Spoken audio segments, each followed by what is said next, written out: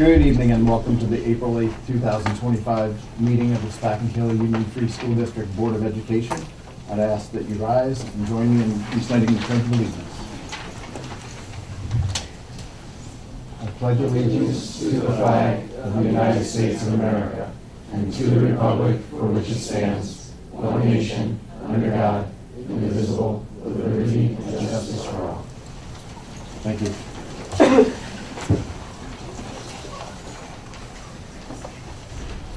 Item 1.03 is Mr. Bryce Holland, candidate for Dutchess BOCES Board of Trustees. Welcome. Good evening. Can you hear me? Absolutely. Great. Hi, my name is Bryce Holland, and I'm seeking your consideration for election to the Dutchess BOCES Board of Trustees. I attended Arlington Central School District, and I recently graduated from the University of Virginia, having done a self-designed major I titled Cradle to Career Education, inspired by the famous Harlem Children's Zone. On March 5th, I was nominated for the BOCES Board of Trustees by the Poughkeepsie City School District, which I have the honor of serving in my employment at the collective impact nonprofit organization, the Poughkeepsie Children's Cabinet, which I am very proud of. When I was in college, I was soulful and sentimental. I knew I wanted to study education to help children. Having been born into poverty in the city of Poughkeepsie, I felt I had something to owe to the kids who were just like me, who may not get to go to college as I did.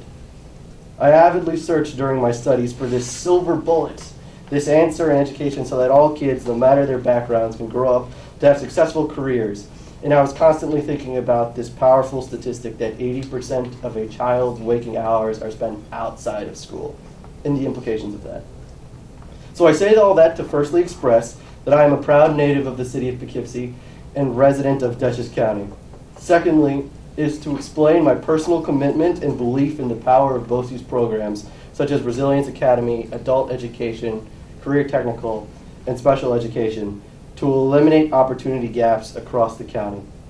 BOCES serves a vital role in helping students with diverse learning needs to achieve their goals and ultimately realize this dream of socioeconomic mobility for all of our children, emphasis on all. So for me, to be home on a mission to eliminate opportunity gaps is very personal and purposeful to me. In this polarized age where fear and crises are normalized, no solution has ever made more sense to me than the importance of local work, like education, uniting communities with the shared understanding that for our children and for our democracy, neighbors must work hand in hand to overcome adversity. And I believe Dutchess County can be a model of that and inspire others to do the same. In America, where place-based cultures thrive, where each and every person is passionately doing their parts in their communities, I believe would be a much kinder America, one better prepared to face the challenges of our time. So to that end, I hope you will consider me for your vote for the BOCES Board of Trustees. I'm deeply thankful for my education and opportunities that led me to my personal passions in education and local advocacy. So it would be my honor to be of service to you all on the BOCES Board. So with that, I first wanted to say just congratulations to all those here obtaining tenure, and thank you very much. Thank you. Thank you.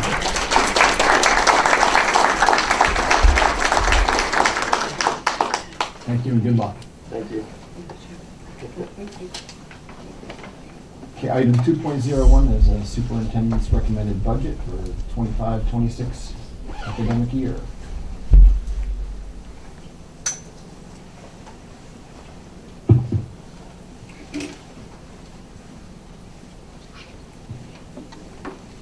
So this is, we're presenting the same presentation we presented last time we were here. I'm going to go through a little quicker than last time because it is for the second time, and if there are any questions at the end, I can take them. So this is our proposed budget for this school year. In this presentation, what are the following items? We'll talk a little bit about our district a little bit, what are responsible decisions, some district successes, talk about the real estate in Spakenkill and some other items. And then we will also actually display the numbers Val will take us through the numbers again quickly, because this is now probably the third or fourth time we've seen them, so that's okay. But we want to make sure they're out there. So just to kind of get started, so we have conservatively budgeted our state revenue forecast in this budget. Our revenues are still healthy, and that's a plus, and our fiscal stress report from the controller is positive. Some of the things we've done in the past and will continue to do instructionally wise is our after-school programs. We're going to analyze gaps in learning and then target our most at-risk students. Our summer work has always been very beneficial to us to really look at what happened the past school year and then what we need for the next school year. And our teachers have been amazing with that. Our virtual tech academy has been amazing. We just was talking to a couple of superintendents in Connecticut actually, and they were really impressed with our virtual tech academy in the summer, where our teachers, through the benefit of Marcella Byrne, our tech integrator, really learned new stuff, what's going on through technology. Two other items that you've heard us talk about here that we're very proud of and that we're continuing to do is our AVID program. AVID program started here in the middle school. Mr. Doherty has been amazing, basically a steward of that program. It's going to be his middle name, I think, within a few years. And now that's in the high school. Next year it'll be even another grade in high school, 9th and 10th, along with 7th and 8th here. And we're actually hiring a AVID position to support our high school program. So that's definitely helping our students, as is the Positivity Project, which this year was recognized in the elementary level, both Nassau and Hagen, as Green Shield schools, which is pretty amazing. I believe there's only 20 districts in the country that were recognized this year, and we were one of those districts. So that's definitely something to be proud of, and that's something that I think our whole community has embraced and has really been good for us. So what are the responsible decisions? Presenting a budget that is under the tax cap, as this budget is. Provide a budget that reduces the possibility of significant negative fluctuations in the future. Maintain student-centered learning environment. Communicating our successes. And seek out additional revenues through out-of-district tuition programs.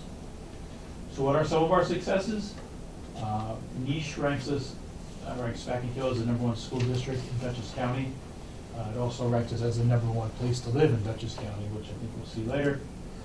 Todd Middle School has been recognized with the U.S. News. So has our high school, this has been a continued, but we're once again recognized. Something pretty big is the National Blue Ribbon Award. So we were recognized in 2018. We were actually nominated again this year, and we are completing our application this week, which is just an amazing. I don't think there's a high school in Dutchess County that has ever won this award other than us, and now for us to be up for it again is awesome. Our graduation rate is #1 in Dutchess County. We actually talked about this at our district safety meeting today. We won the district Utica National Safety Award again at the highest level. I believe this is our 13th year in a row. That's awesome. We're recognized as one of the best communities for music. And the American Heart Association Heart Saver CPR AED course is a pretty cool thing that we offer our high school students. Odyssey of Mind does extremely well and did well again this year. Our high school programming, we did well last year, first place again this year. Our varsity baseball team won the state championship last year, 2 times in 3 years. And Todd Middle School Chorus, Band, and Orchestra swept first place at Music in the Parks. This is not something we do every year, but this year we celebrated the 160th anniversary of Spackenkill. Pretty cool. Spackenkill, many people don't realize, began in 1865. So just to kind of put that in perspective, that was the year the Civil War ended. Abraham Lincoln was assassinated. This is something we did discover, I think I talked about it last time, that his funeral train actually stopped in Poughkeepsie with his body on board. I think it's something to brag about, but just something interesting of what happened in 1865. We had a nice celebration on our conference day earlier in March. And we had some performances by our own students. And the Mid-Hudson News covered it and wrote a nice article. And it was in not last week's community newsletter, but the week before. You'd see the video and read the news article. It was nice. Spackenkill Real Estate continues to really be at the top end in the county. So median house in Spackenkill is $409,000. The rest of the county is $362,000. The number of days a house, number of days a house is on the market is less in Spackenkill than anywhere else. Number of units sold is up 14% in Spackenkill, while in the county it's down 9%. And Niche ranks Spackenkill as the top place to live in Dutchess County. It's pretty cool. Think about it. All right. Our tuition program is doing extremely well. Started in 2017, and it's going super strong right now. And it generates income for the district that really helps offset, some of our budget priorities. And that's probably going to lead us into our budget. So this is our proposed budget for this year. I'll take this bow and then you can take over. We're up about 5.99 budget to budget, but our tax levy increase is 1.75, which is under the 2% tax cap. Next. You want to take over? Sure. Some of the budget considerations we did, and we had preparing this budget, was the addition of some instructional staff. Primarily, we are looking to increase instructional staff to support the AVID program both in the middle school and the high school. There were also some adjustments to existing salaries and per diems, and basically to reflect the increases that New York State has imposed on minimum wage, and the district is taking the stance to stay ahead of minimum wage, not only to attract good people, but to maintain competitiveness and to compensate our people as fairly as we can. We're also looking to replace some outdated facilities equipment, make classroom repairs, including replacing some smart boards and cabinets and shelving in the classrooms. We're also looking to increase our instructional need supplies, the textbooks, hardware, software, in order to meet the changing standards that we have to abide by. We're also looking for some technology upgrades to increase our data security and our bandwidth to improve the efficiency of our technology. Some of the key drivers for our budget, these 5 components make up 85% of our budget, and that's usually the case from year to year. Salaries, health insurance, our BOCES expenses, our retirement contributions, and debt service are $48.6 million of our overall budget, which leaves 15% that's actually at the discretion of the district.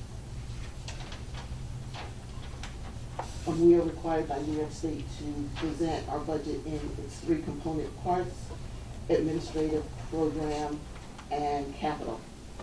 Historically, the percentages of each component has remained fairly constant, with administrative budget being about 10% of the overall cost.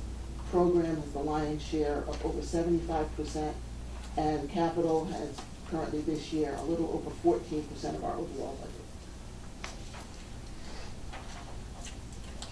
The proposed tax levy to support this budget, we are proposing a tax levy of $33,665,757, which represents an increase of 1.75% and is under the tax cap, the maximum levy that we could have imposed which is the 33,941,093, that's the maximum levy we could have imposed, but to support this budget, we're recommending the 33,665,757.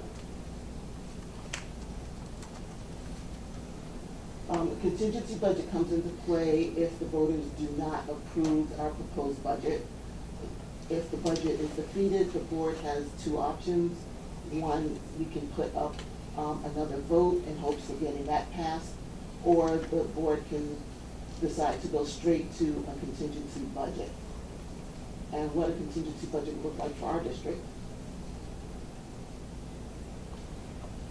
One of the constraints of a contingency budget is there can be a 0% increase in the tax levy. So our tax levy would have to equal the current year's tax levy. The differences in the two levies is $579,018, which means that we would have to trim $579,018 from our proposed budget. And those required reductions would come in the forms of reductions to equipment, transfer to other funds, and to various supplies. And a contingency budget for the 25-26 school year would be $56,589,770 and would represent an increase of 4.92%. We're also proposing to purchase 3 vehicles, a 7-passenger caravan and 2 30-passenger buses. We intend to use our capital reserve for those purchases, so they are not a part of the current budget. This is a proposition that will actually appear on the ballot for the voters.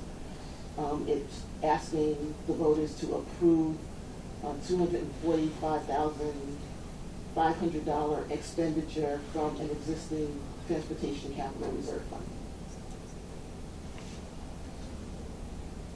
The remainder of the budget calendar is getting very short. Tonight, we're asking the board to adopt our proposed budget. On May 6th, we will be holding at that board meeting the required public budget hearing.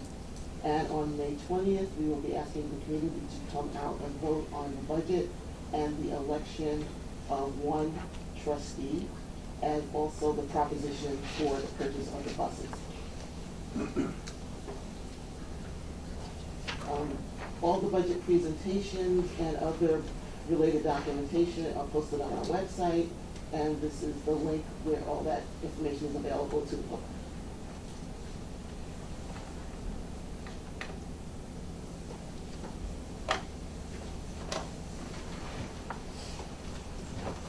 Questions?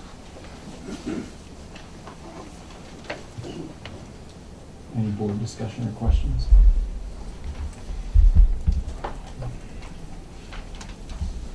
Okay, well, thank you. Okay, item 3.01 is comments from the public on consent agenda items only. Do we have any comments from the public on consent agenda items? Any board discussion on consent agenda items? I'd like to have a brief discussion on items 4.20 and 4.22. 4.20 being the internal audit collective action plan, and 4.22 being the second reading of the school bus safety policy. Do I have to have a motion for that? So we just pull that, can we just pull? Okay, so. Move it to new business. Okay, so then what we'll do is we'll make I'll ask for a motion actually for consent agenda, and then we can talk about those 2 items, and then, okay. Do I have a motion to accept the consent agenda except for items 4.20 and 4.22? So moved. Do I have a second? Second. All in favor? Aye. Aye, it passes 4-0. So my brief questions on 4.20 and 4.22. 4.20, we have a corrective action plan that was provided, but I don't think it had addressed all the recommendations from our internal audit, and I thought it would be appropriate to have as a board kind of workshop discussion to go through all those recommendations and then figure out how we're addressing them as part of the corrective action plan. Is there a timeline on the corrective action plan? There is, and what was presented by the internal auditor were two separate reports. There was one that did an overall risk assessment for the district, and then there was a shorter one that was a focus area. The corrective action plan that's required by the state should address that specific, the shorter report, so the focus report. And that's what this corrective action plan addresses. The recommendations that were contained in the overall assessment can be addressed. We can come up with a timeline if the board has priorities of which things they would like to see addressed first. That can happen. Okay. So I'd be comfortable moving on the corrective action plan tonight then as it is, and then we can work on some of those other items Absolutely. separately. For 4.22, and I apologize for not thinking about this earlier, but we had some discussions in the past about some of the younger students being in the back of the bus. And I didn't know if this was an appropriate time or appropriate mechanism to make sure that we have a little more control of making sure that some of those younger students are kept up close to the driver. Is this the type of policy that where we would include something like that, or are there other policies that? I don't know if that would be part of the policy, it Yeah. probably would be more of our internal how we do it, but Yeah. not necessarily written into a policy. Okay.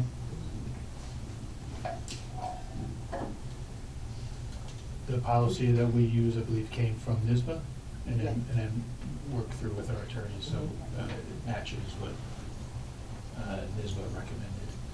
But we could always have our internal conversations on, we would probably involve Doreen Wright, on, if we want to talk about positioning of students on the buses. Yes, we could address that with our own drivers and with our contracted drivers. Okay. All right, very good. Thank you for that. Anybody want to add on to anything like that? No. Okay. I'll ask for a motion to accept the corrective action plan, item 4.20. So moved. Do I have a second? Second. All in favor? Aye. Aye, that passes 4-0. And I'll entertain a motion to accept the second reading of policy 3114.5, the school bus safety. So moved. Do I have a second? Second. All in favor? Aye. That passes 4-0. Brief pause. So when we did consent agenda, we passed consent agenda before those two that we just discussed. And in that consent agenda, we approved a new teacher for the Spectacular Union Free School District. One of our very own. He's not a stranger to any of us. He's been with us for 25 years? How long? 24. 24? All right, seems longer. As a student and in various roles, you see him everywhere, but congratulations to our new special ed teacher, Jonathan Alves.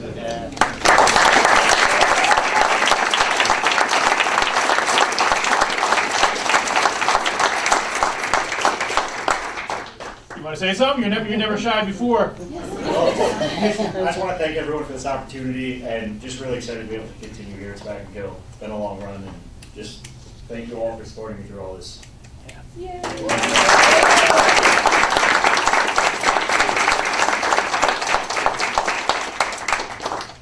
Excellent, congratulations. Item 6.01, a discussion with Clerk Patterson Lee.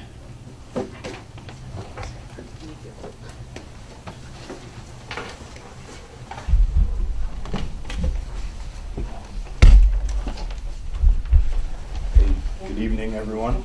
Can you hear me okay? Is this thing on? I think I turned it off last time. But I think you're good, Chris. Yeah, everything we're good? Okay.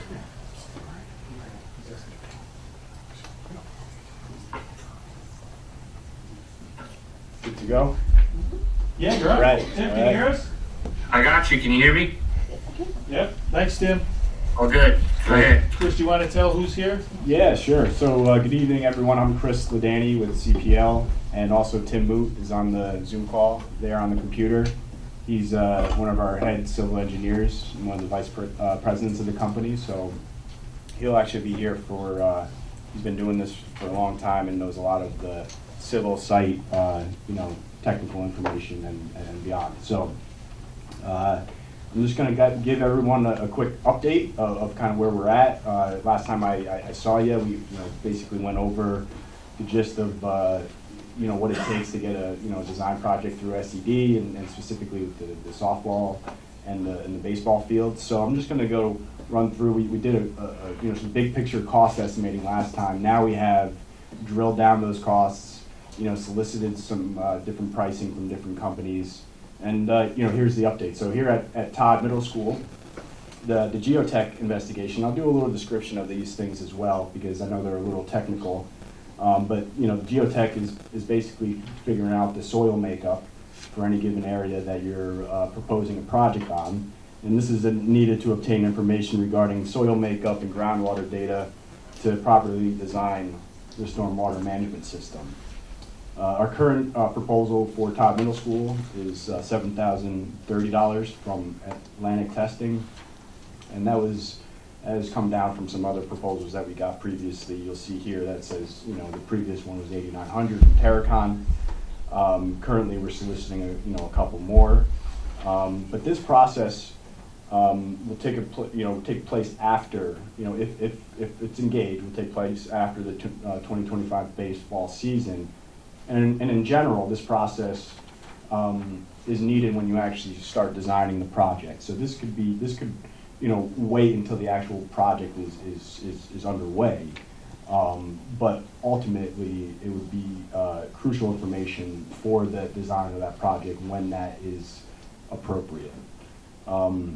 This whole process will take roughly 7 to 9 weeks after approval. This is all weather depending because it's outdoor work.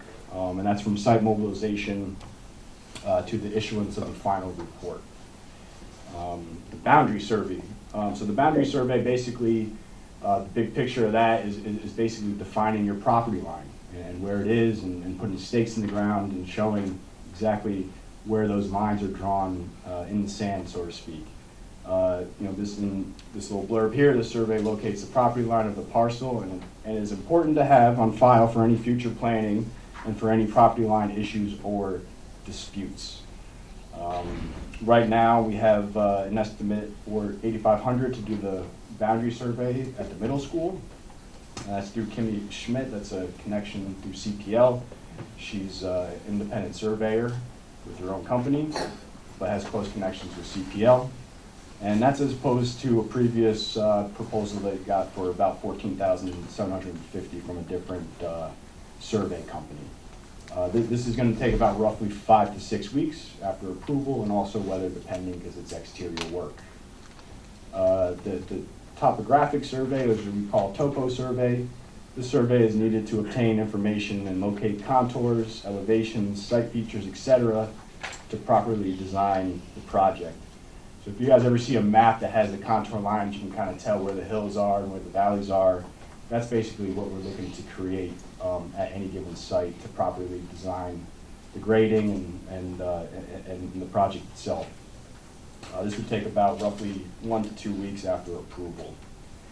Then we'll go right into Nassau. So obviously the middle school was for the baseball field. And I know that we're talking about those two specific projects, but ultimately the boundary survey, as I go through that, that's a good thing to have. It's great information to have just on file, period. Project or not, again, to settle disputes or just for future planning and things of that nature. So at Nassau Elementary School, this would be the softball field location. Some of this information is repeated. So I'm not gonna, go through each one like I did for the middle school, but the pricing is fairly similar. Here, the geotech at Nassau is, roughly $7,330. And again, that would make sense to do when the project becomes more real. And then the boundary survey, again through Kimmy Schmidt, is 7,000, and then the topo survey is 3250 there. And just as a side note, the topo survey would be our team, would be the CPL team, with Tim on the phone there leading the charge with his team and getting out there and doing those ground shots and getting the crew out there. Any thoughts, questions on the two buildings here? I got one more slide to jump into, which would be the next steps of everything. So basically, as I run through all that, the building condition survey, or the BCS as we say, is there any questions? I'll pause now if that's okay. I mean, if not, then I'm doing my job, which is a good thing. So no questions, it's fine with me. But Unfortunately, I do. All right. Anybody go else for it. first?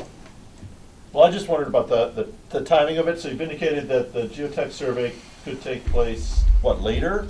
Yeah. so The this- others, though, would be more advisable to be done at the beginning or prior to the beginning of the project? Right, yeah, so Okay. basically, the boundary survey and the topo survey would be the two key components for us to, get going on that. And really, the boundary survey on the side is, like I said before, is kind of good for the district to have, but the topo survey would be specific to the softball field, would be specific to the baseball field. And that would add to the other topo info and data that we already have.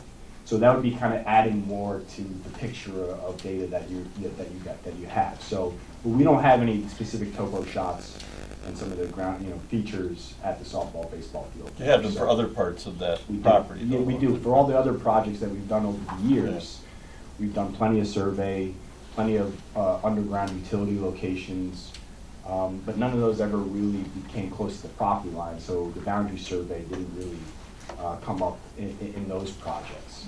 So it's interesting that at this point now with the, and you can picture where let's say at Nassau where the softball field is, it's kind of tucked in the corners, it's close to the edge there. So that's why the recommendation's there, so.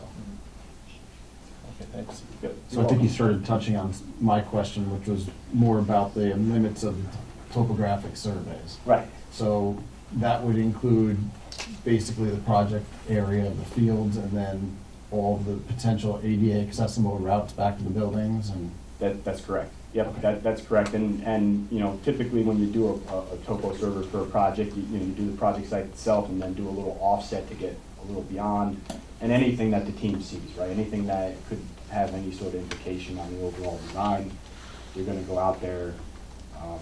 Technology's improved. It's not like an entire massive crew out there. You can, come back and do some GPS shots and fill in the gaps where you need, so. Okay, thank you. You're welcome. All right, I'll cruise over to the next steps. So the building condition survey, so this is a process that every district has to go through every 5 years.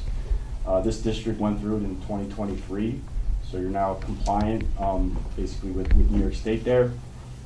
I'll read this through. This is a visual inspection walkthrough of all district-owned buildings to identify aging, outdated, and/or energy inefficient school infrastructure and issues related to health and safety. That's a mouthful there, but it's basically, a fresh set of eyes looking at your buildings and flagging anything that needs to get fixed or could be, an issue down the road, basically. So in 2023, the BCS was submitted on time, and the district is currently in compliance with New York State Education Department. And every 5 years, districts have to do this again. So Stack and Kill is up in 2028. Okay, so the 5-year plan is derived from the BCS. And with all due respect to the BCS process, that form and that process is only so helpful. It's a lot of checking boxes, 80 some odd pages per building. The 5-year plan basically, crystallizes the important pieces, gets it on one comprehensive spreadsheet that you could actually work with, and is intuitive and has all sorts of good information that you could either show, hide, add to, whatever you need. So this is a comprehensive document derived from the BCS that includes programmatic needs along with the infrastructure needs of each building. It's a spreadsheet format that is being updated constantly with work either completed or adding more work to the list. So basically where we're at right now is that the building condition survey and the 5-year plan are generated to a certain extent based on our experience and expertise. So when I go to a building and look at a window, I don't necessarily need anybody to tell me that window is old and needs to be replaced. So kind of the nuts, we call those things the nuts and bolts, really. Really, those are, the roofing, the windows, the flooring, and we've been working with the district for a long time at this point, so we have a lot of historical data on these items too. So the 5-year plan basically at this point just needs the user input, basically programmatic needs from each building. So that drives us into the next piece, the needs assessment and building interviews. So this is the process in which we meet with select people from each building to better understand the programmatic needs of that school so that we can combine those items with the nuts and bolts items that were identified in the BCS and 5-year plan. So this is what we need to schedule as a team, and the administration and myself have been talking about this, and we feel that we can get this accomplished in 4 to 8 weeks. And then once you're basically done with that process, then your kind of 5-year plan and BCS process, even though the BCS process is technically checked off, that process really never really ends. Then you could, create basically a pre-referendum phase or a bond vote. This is if anybody remembers back in 2017, that's what we did, and did a bond vote of $20-some odd million worth of work, and did some roofing, did all sorts of work at each one of the buildings. So this is the process of determining the scope of work for proposed capital improvement project that would have to be voted on. Involves a facilities committee that would meet regularly to collectively assemble the scope of work with each building school equity in mind. And they would also create a priority list of categories that will help with the determination of final scope.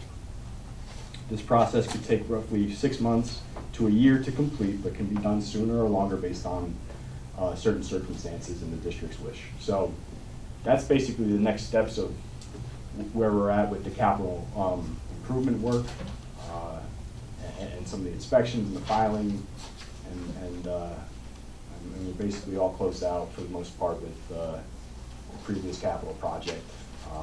Val and I have a little work to do there, but for the most part, everything's good. So that's the end of my presentation. Any thoughts, questions?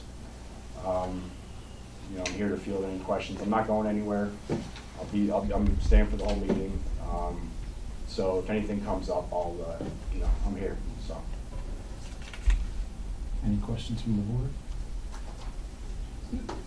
You're mentioning that the building condition survey is on the next step. What exactly do you intend to do if it's not due again until 2020? Yeah, so basically, maybe that should have been before the next steps, I guess, but that is complete. The BCS is complete, so that's, that's not as clear as it should be, so let me be clear, that's done. I just say that there's always an ongoing thing. You're always kind of, documenting your building, at least to me, right? I mean, Anthony, so you're always kind of doing that, so, anyway. You can stay up to Christie one, so it's.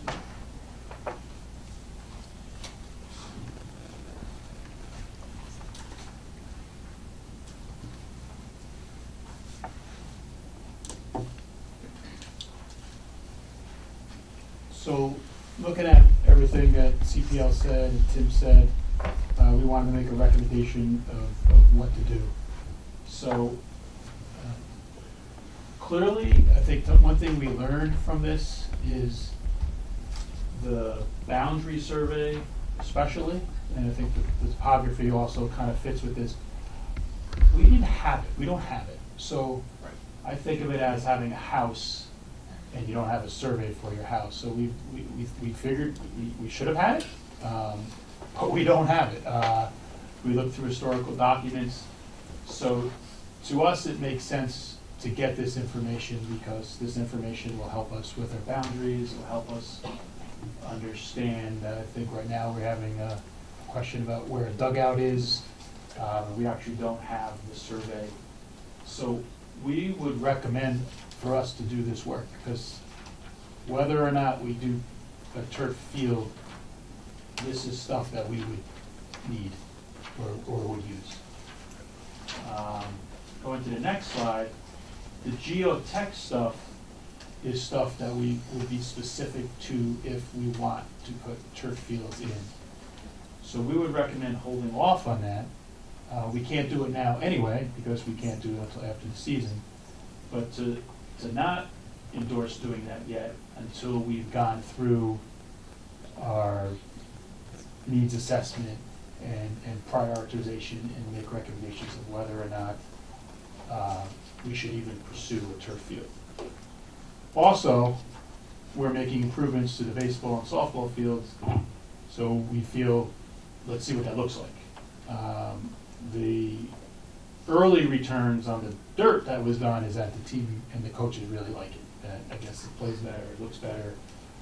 They're very excited by what happened to both the mound and the batter's box. And we have a coach here that just put his thumb up. So I guess they rebuilt the mound and the batter's box, they did the foundational bricks, and put everything in there, and now it's equivalent to, and Steve, you can help me out if you want, or Chris, when the batter's digging in, right? If it's not, doesn't have a good foundation, it's just gonna be a hole. With a good foundation, you could fix that hole easily and have a stronger batter's box or pitching mound. And now we have that, right? We didn't actually have that last season. So they're raving about that, and if you actually seen the dirt, it looks like it's minor league baseball quality. It looks pretty good and plays very well. What hasn't been done is the grass, because we weren't able to get to the grass this year. So that's something that'll happen after the baseball season, but probably more in the fall, because we won't grow grass in the summer, it'll be too hot. So then we'll get a chance to see what that looks and feels like next baseball season, but we'll have time before that if the board is saying after the needs assessment, hey, we do want to pursue turf as part of a possible capital project. All that stuff could be talked about. So we don't recommend doing this yet unless we have another conversation and the board says, you know, we really want to do this turf, so let's go and now spend this money. That would be crucial for turf, but really not needed if we're not going to do that. Also, I recommend us waiting because the needs assessment will tell us whether or not we need to go to a capital project or not. So some of the items, there's many of them, but some of them have come up is like HVAC systems, heating, things like that. Sometimes we could do that internally, and sometimes we need a capital project. So we haven't made that determination yet. There's talk about the auditorium needs a lot of work, so we're trying to do some of that work sooner rather than later so we could get it done. So we don't know, and Val, you can jump in, whether a capital project will be needed or not. Chances are we might need something, because if you need a whole new HVAC system in a building, or you need a brand new auditorium seating, it might exceed what we can do. But we're not at that point yet, but Chris is gonna help us get there. You know, we feel good where we are, having the BCS done, the 5-year done. You said you just put the wraps on that, or are you pretty close to the? Yeah, we're pretty close to that, and then, you know, doing the building interviews and, you know, basically one more meeting with Mr. Diamato there, and we'll be good, you know, so I think we're right there, you know, and again, it's like a living, breathing document, so that thing is always being worked on, so. So I don't know if there's any questions about the recommendations or anything about anyone has heard here today. Anyone? You know, I would just say those recommendations make sense to me. I mean, it's a survey. Seems like it could wait, as you say, a geotech survey, but the other two things, the boundary assessment and a topographical, you know, with sort of ongoing needs, seems sensible to me. Are you recommending that the topo go forth? Is that? We are, both the boundary and the topo.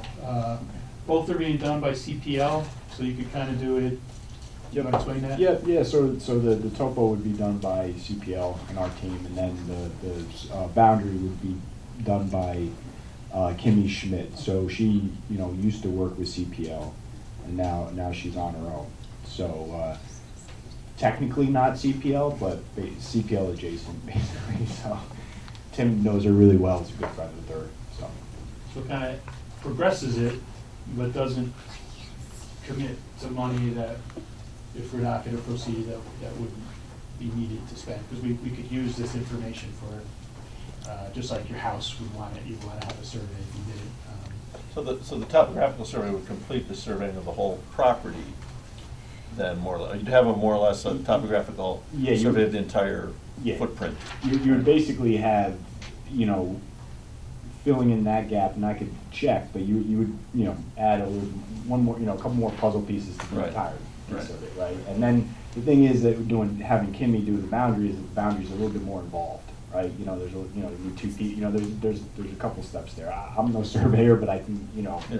I know that the boundaries are a little bit more involved, hence, that's why we solicited, got Kimmy's number for that. But the topo is something that we can handle in-house, We try, it's tough to make, money these days on surveying, so the amount of equipment, so there's companies out there that just do that alone, right? So we do it, but it's not necessarily, we do it for, districts that, we love working with and things like that, where we could, just do whatever we can to just help, so. Would the topographical survey, help you, I think it would, but can you confirm this, I'm curious, help you assess whether the contours are changing over time? Sure. Yeah, Sure, because I yeah. imagine that there could be sinkholes or whatever, you don't want to imagine things can happen over time, and it might be helpful to have that. Totally. It's a point in time, a milestone that you could reference as a contrast or a data point. Right. Yeah. Thanks. Anyone else? Yeah, I mean, actually a little surprised we don't have boundary surveys of the properties. It's You're not good to know alone. if your neighbors are encroaching on you or if we're encroaching on our neighbors. That would be something that we'd find out in the boundary survey. So that, I'm in full favor of that as well. And I think the recommendation makes sense at this point, especially with the work that's been done. So let's see how it goes, and we'll have continued discussions on that as we move forward. So it makes sense. So not necessarily pursuing turf right now, but we'll talk about it as it comes up, and we'll see how the field plays. We're probably really looking at how the field plays after the grass is put in, which would be next season. Okay? All set with that one? Okay, so that brings us to item 7.01, recognition of newly tenured teachers and administrators. Yay! One person.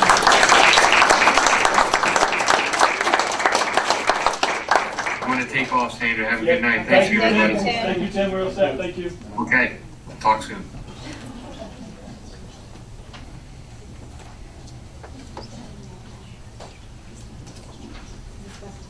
Who was our first speaker? Steve. Steve. Steve's unaware that he's first. The high school's up first.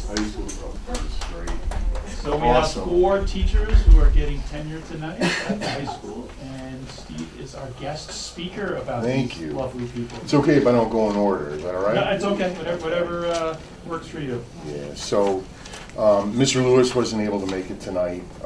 His daughter is sick, but he did share some words that he'd like me to share with you. So first up, I would like to talk about Miss Al. And this is from Ken. It is a privilege to be here to speak about someone who has truly made an incredible impact on our music program, Miss Al. I want to mention that his colleagues, Mrs. Kaczynski and Mr. Marana, have contributed to the words I will say tonight. His dedication to Spakenkill music is evident in the countless successful concerts he has led, and the positive influence he continues is evident in the countless successful concerts he has led. I'm sorry about Yes, my being out of breath. it's okay. And I'm here too, Mr. Mappisher, if you want me No, to take over. no, I'm after we talk okay. about I the- apologize, because No. this does mean a lot to me, and these folks are spectacular. Beyond the band room, Misael's passion extends to soccer, where he has not only found joy personally, but has also made a huge difference professionally.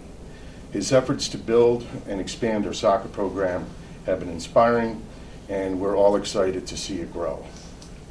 In the classroom, Misael creates a positive, inclusive environment where students feel supported, welcome, and safe to grow, not just as musicians, but as global citizens. His focus on personal connection is evident in how he generally checks in with students, learning to get to know them, and to get to know them on a very deep level. Misael has also been a trailblazer in modernizing the band program with new mastery checks, practice videos, and transforming the Todd Jazz Band into the Fusion Band. He's brought a fresh energy and relevance to the program. His innovative approach encourages more student participation by incorporating modern music styles. His collaboration with colleagues is another shining example of his dedication, whether it's sharing students for combined projects with the strings department or preparing for our upcoming performances at Disney World. Misael, always a team player, bringing our best in all of us. His willingness to learn, experiment, and ask questions shows his unwavering commitment to always improving. We are so proud to have Misael as part of our team at Spakenkill, and tonight he receives tenure. We celebrate not only his achievements, but his heart, his passion, and his positive impact he has on all of us. Misael, congratulations. You truly deserve this recognition.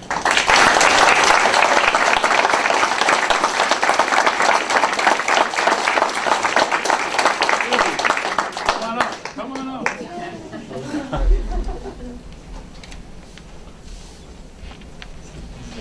Yeah, we got it, Ken, thank you. Ken does really wish he could be here, so. Paul, so much. This is for you, and we're gonna take a picture after Sure. we're done with this. Sounds good. Okay? Thank you. Thank you. You got it. And next up, Kevin. All right. It is my honor to speak about Kevin, and I'll mention that Mr. Mimas and Mr. Bonig collaborated with me in these comments I'm giving tonight. Kevin is a dedicated and exceptional social studies teacher currently teaching global history, while also being a club advisor for Mock Trial and the Social Studies Club. He's the kind of colleague who is always there to lend a helping hand, and his fellow teachers know that they can rely on him. He quickly became someone who takes on a leadership role and steps up whenever it's needed. Kevin's classroom is a reflection of his energy, creativity, and enthusiasm. He's known for creating engaging and interactive lessons that keep his students excited and involved. The classroom atmosphere he fosters is fun, high energy, and inclusive, and he's constantly thinking of creative ways to keep his students engaged. Kevin goes beyond just teaching history. He connects with students on a personal level, building relationships that resonate with them, especially through new clubs he introduced based on students' interest. As a colleague, Kevin is the epitome of reliability. He shows up early, stays late, and always brings his best. He's the person you send your lessons to when you're out because you know he will handle it with care and professionalism. Kevin is a true team leader, whether it's offering support, collaborating on projects, or sharing ideas, he's always there. Beyond his work ethic, Kevin is known for his kindness and compassion. He genuinely cares about his students, and it's clear he wants them to succeed, not just academically, but in life. Kevin's creativity, especially his love for gaming, has made a unique impact on the classroom. His ability to bring this passion into his lessons, helping them connect with students in ways that few others can. His patience, especially with freshmen and sophomore, is remarkable. He has an incredible ability to stay calm and focused no matter what the challenges arise. Kevin has shown great resilience throughout his early years as a teacher, facing challenges with a positive attitude and an unwavering commitment to his students. He brings that same energy and determination every single day, and we are so fortunate to have him as a colleague. Kevin, tonight is a celebration of your hard work, creativity, and the incredible impact you had on your students and your colleagues. Congratulations on receiving tenure. You earned it, and we're lucky to have you with us. Thank you.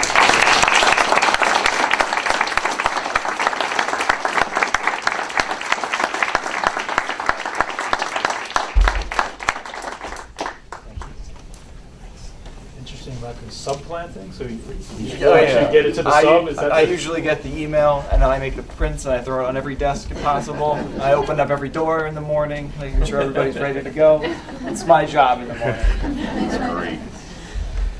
And it is my pleasure to talk about Christine Upright. So it is an absolute pleasure to speak tonight on behalf of Christine. Christine teaches both chemistry and science research at the high school. Having her as a member of our faculty is truly an honor. In all the years leading up to tonight, I have never seen her to be anything but positive, uplifting, and inspirational. Her warm smile, engaging personality, and a love for her students and subject create a safe and motivating environment for our children to explore and to learn. Those who work with her describe Christine as brilliant, a true leader, and a colleague which brings enthusiasm and passion to the department. She is part of the foundation of the success of our award-winning Science Olympiad team and science research program. In fact, in the 4 years since Christine has come to our high school, science research program has over 40% increase in student participation. Our science program at Spackenkill High School has a long-standing reputation of excellence, and now that we have her with us, I think we can all be confident that that level of excellence will continue into the future. Congratulations, Christine, on earning your tenure. Our entire school community is truly blessed to have you.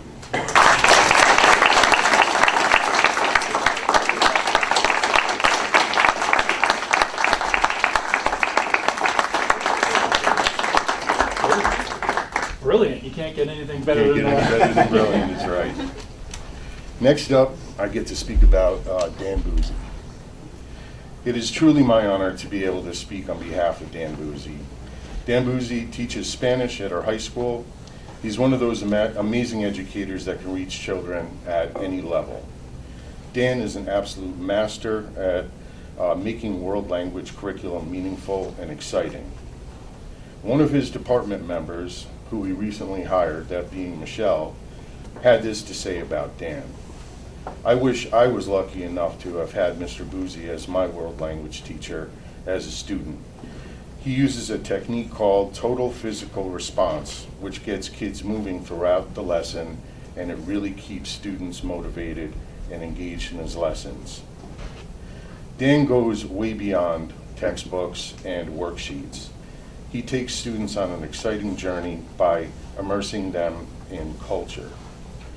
Another of his colleagues said Dan focuses on authentic language acquisition and brilliantly creates interdisciplinary lessons with both our art and music departments. He also regularly brings in guest speakers to help enrich his lessons.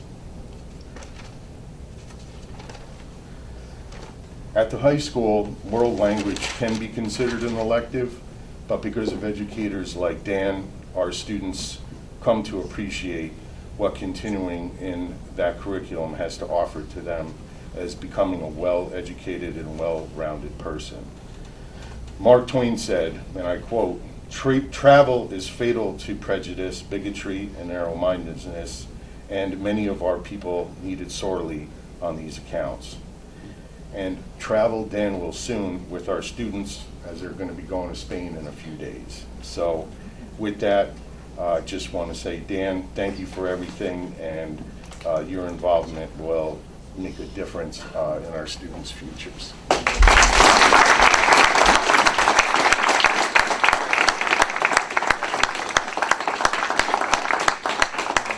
Thank you.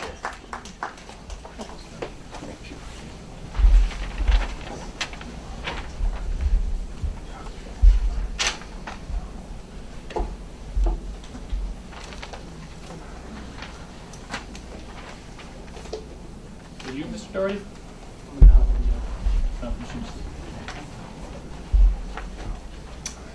Good evening, everybody. I'm going to be speaking on behalf of Natalie Gunther, and Clinton's going to join me. Natalie, we share Natalie between the two buildings. She started with us. She basically has done almost everything.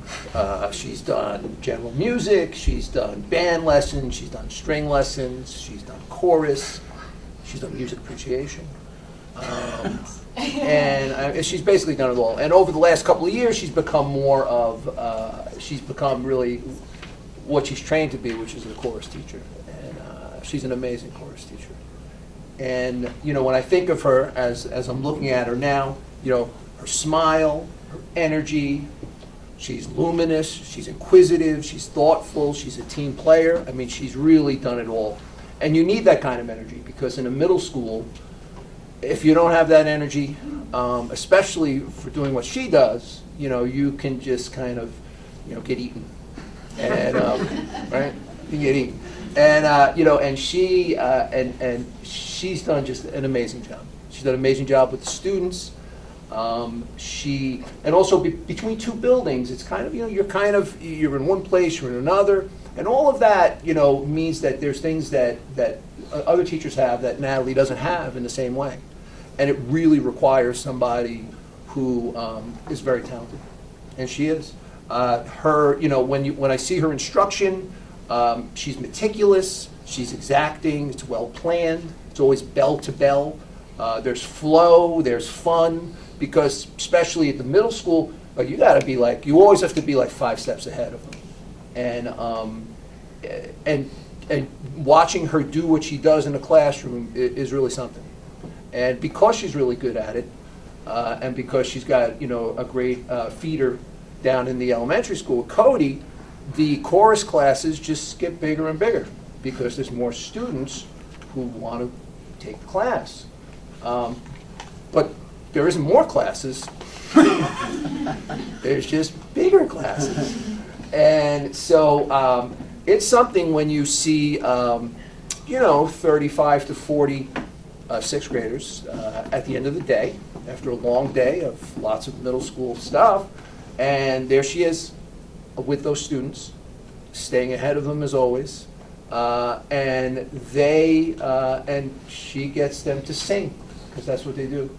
And some of the students, they might not be students who like to sing, and they might be embarrassed to sing, and it might be hard for them to sing. I don't know if anybody's ever experienced that. But, and she gets them, and it's amazing what she does with them. And you know, I'm waiting, you know, when I see her teach, you know, I'm like, is this gonna just happen throughout the whole class? Like, is she gonna keep it up with them? And she does. And it's been really amazing. And I know that, you know, I've watched her confidence grow over the last 4 years. I've watched her just, you know, she just keeps taking on more and more. Another big piece is we have a drama program here that is really amazing. It's an amazing program, and it's been built over a number of years. And, you know, she came into the program a couple of years ago, and I mean, just what they do, what they're able to do. We double cast the play, which is, you know, I talked about a couple of last board meeting, which is not easy. And, you know, doing double productions, and because you're basically doubling the work that you have to do. And she's just done a tremendous job. You know, she had big shoes to fill with Mr. Shanks leaving the program, and the program just kept going like it has. So, I mean, it's been truly just great. And for me, I know a little bit about music, but I know people who know a lot about music, and they come to our concerts. And they have said, which I don't know necessarily, but they've seen what you've done and also what Miss Ayala has done. And you're doing things that middle school choruses don't do. You know what I mean? You know that, and they hear it, but they might not know that, because you've got them doing all kinds of different chorals and having them do 2 different parts and 3 different parts. All of that is stuff that is important to you. And I'm so happy that you're here.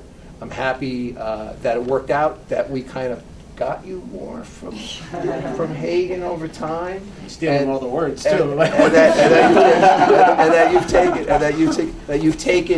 that you're here with us. So I am. So congratulations on your tenure, and congratulations to Mom and Dad. You should be very proud of her. You've done a nice job.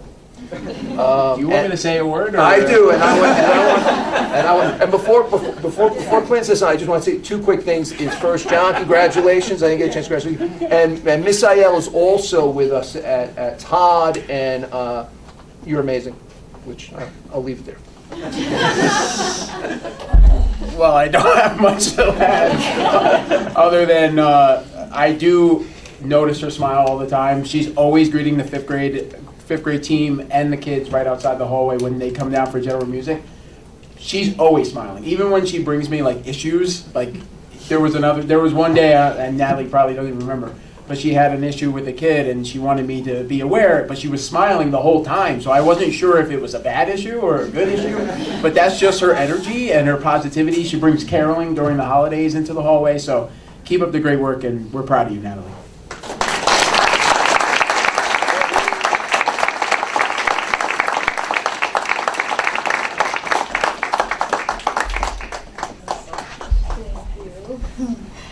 Thank you so much. You do love your smile.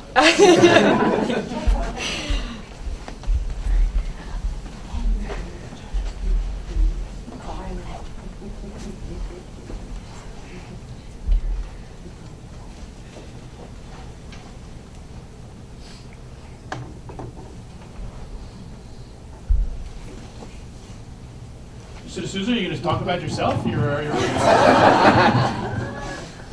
thank you. All right. So we have 2 left, and I will try to summarize. A lot of people wanted to talk about Mr. D'Souza and about Miss Murphy, so I tried to put some of that stuff together and try to give these 2 administrators a little bit of a celebratory. Before we talk about them, I want to talk about the teachers that Steve, Clinton, and Dan just spoke about.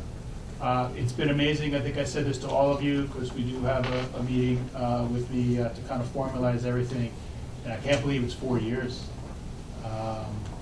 And I just want to say everything we talked about in our interview 4 years ago and all the promises you made and what you said you believed in, you were honest and you were truthful and you have been everything that you said you were going to be.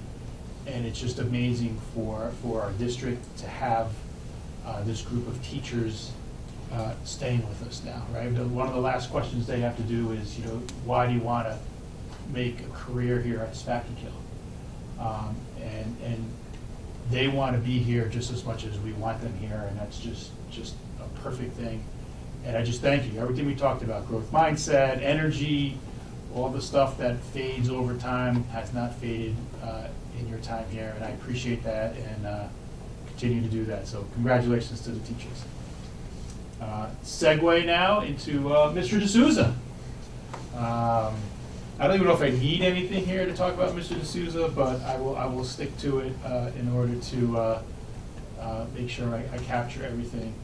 But I've known Clinton probably since 2000, even before all that, but 2006 as his principal. He got hired the year I got hired, so basically he's been stuck with me for a while. But I did not hire him, so at least didn't hire him as a social studies teacher. But our paths have definitely crossed a lot. So as you may know, Mr. D'Souza's career path leading him to this recognition tonight is slightly unorthodox.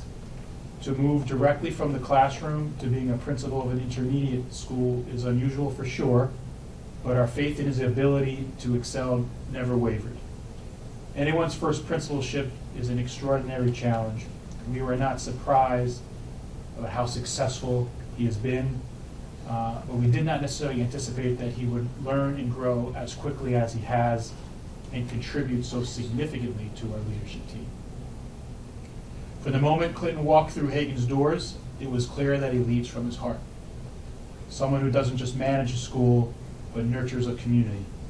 One who walks the halls with purpose, speaks to students with kindness, and treats every challenge as a shared opportunity for growth.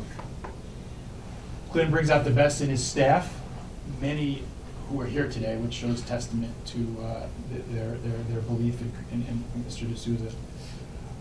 He brings out the best by listening, encouraging, and reminding us that we're all in this together. That's the heart of a team-oriented leader, and this is who Clinton is to his core. Right? He's been all about team. His background is football coach in sports, and he just brings that to his position here. Under his leadership, there's a lot of evidence of academic excellence, kindness, unity, and joy. And this doesn't happen by accident. It happens because of someone who shows up every day with intention, compassion, and an unshakable belief in what a school can be. And that word intention, I use it a lot about being intentional, and Mr. D'Souza, he's definitely one of the more intentional people I know. Right? He thinks about what he's going to do, and he's intentional in what he chooses to do. Thank you for being the heart of the school, for your tireless work, your unwavering kindness, and reminding all of us of what's possible when we lead with love and purpose. Congratulations, Clinton, Hagan teachers and staff, Hagan students and families, your fellow administrators. We're all lucky to have you, and we can't wait to see the future things you're going to do and accomplish. So, congratulations.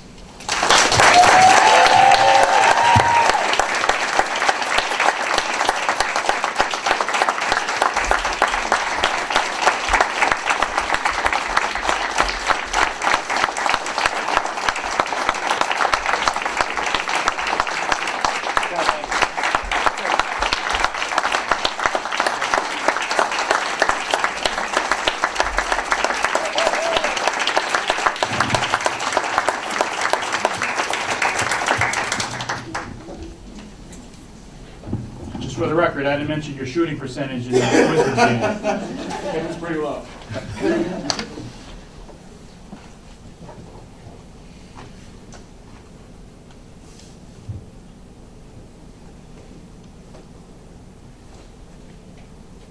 All right, we have one more.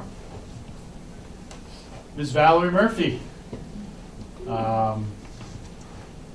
When I was asking about, who wanted to speak to Val, I think everyone here at this table wanted to speak. So a lot of what I'm saying also comes from them because we work so closely with you and everyone wanted to speak about you. So in every organization, there are people who work quietly behind the scenes, making sure everything runs smoothly. They might not always be in the spotlight, but their contributions are felt in every decision, every success, and every step forward. Val is one of those people, a steady hand and a true steward of our district's resources. She is always there. Like, there's never a time, as superintendent, I'm in different buildings at different meetings and this, and half the times I'll come back from a meeting being like, all right, I have to talk to Val about this, or I'll just learn something at a superintendent meeting, and she's always there. I don't have to find her, I don't have to, Mr. Farrell, Dr. Mulford, they're not always there, they're always with something. But it's just always amazing having just the rock be there all the time. She has managed the district finances with both precision and care, ensuring that every dollar is used wisely and effectively. Because of her diligence and foresight, we've been able to invest in programs that truly serve our students, from enriching academic opportunities to essential support services, all while maintaining strong fiscal health. And you've seen that here earlier in our budget presentation. Val sees beyond the spreadsheets and budgets. She sees the students, the teachers, and staff in the community those numbers represent. And it's been truly wonderful to see that. Because Val was also a numbers person as our, in our treasurer position and all kinds of things, and you really saw her in those numbers. But in this role here, you see her as really looking out for students and looking at what's going to be best for them. She does all of this with a calm, composed, steady demeanor, even when she has every reason not to be calm and composed. Sometimes I have to ask her, I'm like, doesn't that bother you? Or, and she'll admit it, so it's good. She's very good with written word, and I learn a lot about her whenever we're talking, whenever she might be writing an evaluation or writing something. I'm like, you feel that way too? That's fantastic. So she works incredibly hard and sincerely cares about our district. Her tenure is a recognition of excellence, of commitment, and perhaps most importantly, trust. So I want to congratulate Val on receiving tenure.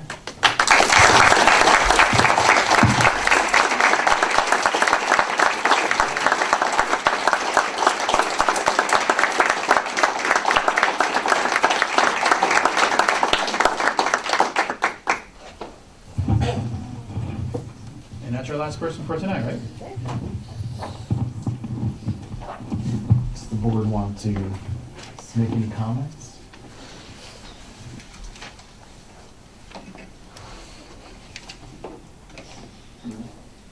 Yeah, I'll offer a few comments. I'm not prepared, and certainly not prepared as these other comments have been, and certainly from a greater distance, but it's always one of the most enjoyable meetings of the year, I think, to come to a night like this and see how the people that the district has placed their trust in have reciprocated that trust and really set down really deep roots in the district. This is about setting down those roots. It's also about transition, and it's really exciting to see we've got two such natural transitions tonight with Valerie and with Clinton, moving from one role to another within their work here at the district. I'm just so gratified that that the district means enough to the people that we've recognized here tonight that they want to stay and set down those roots and continue to make our district stronger.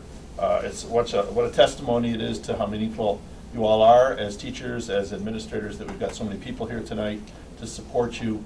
I just am very grateful to be part of a district that has people that are as committed as you all are and work together so affectionately and so supportively. So thanks very much to all of you who are involved in helping these people along, and thank you yourselves for the commitments you've made to our district.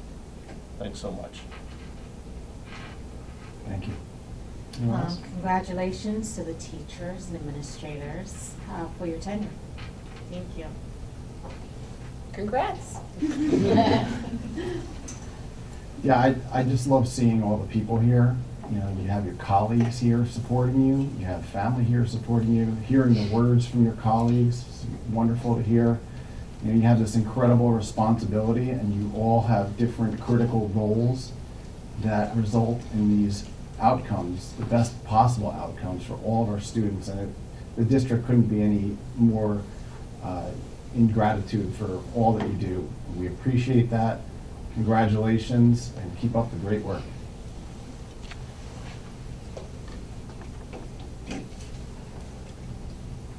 Okay, we'll move on to item 8.01 here, board correspondence. We have none, so we'll move on to 8.02. Do we have any comments from the public on non-agenda items?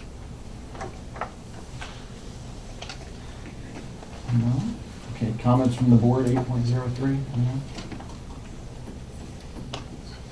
I have a comment. I'll keep it brief. There was a meeting of the Dutchess County School Board Association meeting earlier this, end of last week on Thursday. Unfortunately, I wasn't able to attend. I had a conflict come up at the last minute, but I've got the minutes of that meeting, so I wanted to follow through and just acknowledge that one of the topics of discussion at the meeting was the participation in district school boards on the part of students. And as a union preschool district, we're in a little bit of a different situation. We cannot add a student member to our board without a vote of the community.